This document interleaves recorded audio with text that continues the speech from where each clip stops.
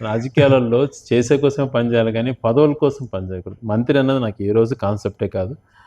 నా జీవిత ఆశయం నా జీవిత ఆశయం నీళ్ళు ఇవ్వటము, జిల్లాను చేసుకోవటము. జిల్లాను చేసుకోవడం నెరవేర్చుకున్నాం. చెరువులకు నీళ్ళు ఇచ్చేది జీవిత ఆశయం. ఆ 2 ఆశయాలే తప్పితే మంత్రిని కావాలా, ఇంకోటి కావాలన్నటువంటి అన్న మీ ఆశయం కాదు, ఏది జనాలు, దానికోసం కూడా ప్రజలు ఆలోచించండి.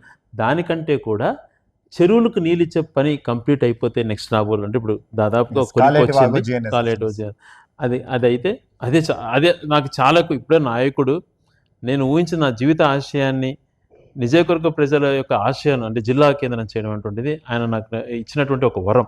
దాంతోపాటు అది కూడా నెక్స్ట్ నేను కంప్లీట్ చేసుకుంటే నా జీవనం ధన్యం అవుతుంది. కానీ వేరే పదవులు కాదు. నన్ను నమ్ముకొని ఓటేసేటువంటి వాళ్ళను నా నా కష్టంలో పాలు పంచుకొని ప్రతి అడుగులో అడుగేస్తున్నటువంటి కార్యకర్తల నాయకుల కోసం ఊపిరినంత వరకు పనిచేస్తానని మాటిస్తూ వాళ్ళకి ఏ రోజు ఏ అవసరం వచ్చినా అండగా నిలబడతానని తెలియజేసుకుంటూ ప్రజలు నమ్మకంతో ఏదైతే క్యూలో నిలబడి ఓటేస్తారో వాళ్ళు ఆశలు ఒమ్ము కానియకుండా రేపు తరానికి ఈ ప్రాంతం కానీ నిజవర్గంలో కానీ 2-3 తరాల తర్వాత ఎలా ఉండాలి అనే ఆలోచనతోనే ప్రతినిత్యం పనిచేస్తానని మాటిస్తూ మరొకసారి మీలాంటి వ్యక్తితో ఇంటర్వ్యూలో నాకు పాల్గొనడం సంతోషం అనిపించి